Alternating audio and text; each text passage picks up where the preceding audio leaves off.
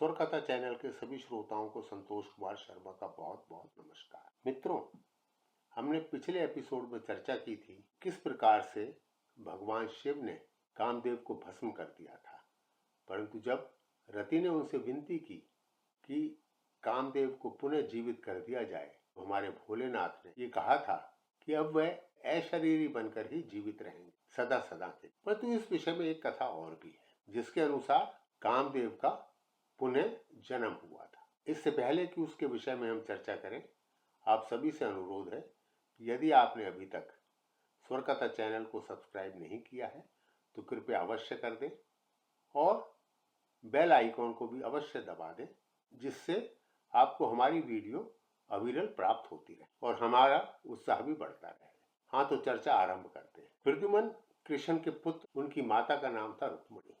आप सभी जानते ही हैं, जैसा कि हमने पिछले कुछ एपिसोड में बताया था कि रुक्मिणी और कृष्ण का विवाह कैसे हुआ था। भगवान कृष्ण और रुक्मिणी के विवाह के पश्चात प्रद्युम्न का जन्म हुआ द्वारका में। भागवत पुराण के अनुसार प्रद्युम्न के जन्म के 10 दिनों के अंदर अंदर ही एक असुर शंबर ने उनका अपहरण कर लिया, क्योंकि वह कृष्ण का शत्रु था, और प्रद्युम्न को समुद्र में फेंक दी। परंतु भगवान की करनी देखिए, कहते हैं ना कि जाको राखे साइया मार सके ना। शिशु को एक शक्तिशाली बहुत बड़ी मछली ने निगल लिया और उस मछली को मछुआरों ने पकड़। इतनी बड़ी मछली देखकर उन्होंने शंबर को भेंट करने की सोची और वो मछली जा पहुंची शंबर के रसोई। जैसे ही मछली को काटा गया, उसमें से एक शिशु निकला। उस शिशु को मायावती को दे दिया और मायावती ने जब तक प्रद्युम्न किशोर अवस्था में नहीं आ गए, उनकी देखभाल करती रही। तब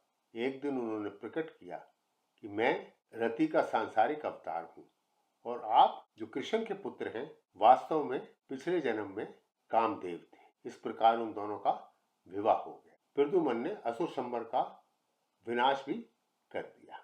प्रद्युम्न शंबर का नाश करने के पश्चात जा पहुंचे द्वारका नगरी। उनकी शक्ल बिल्कुल कृष्ण से मिलती थी, वो उतने ही सुंदर थे। द्वारका में जब वो पहुंचे तो वहां की कुलीन महिलाओं की भीड़ ने उनके सुंदर चेहरे और नीले काले घुंघराले बालों को देखकर ये समझ बैठे कि ये स्वयं कृष्ण ही है। परंतु रुक्मिणी ने अपने पुत्र को पहचान लिया और कृष्ण ने उनको गले लगा ली। इस प्रकार से हम कह सकते हैं कि प्रद्युम्न जो कामदेव के अवतार थे, कृष्ण के पुत्र थे, यानी कि कामदेव कृष्ण के पुत्र के रूप में जन्म लिए थे।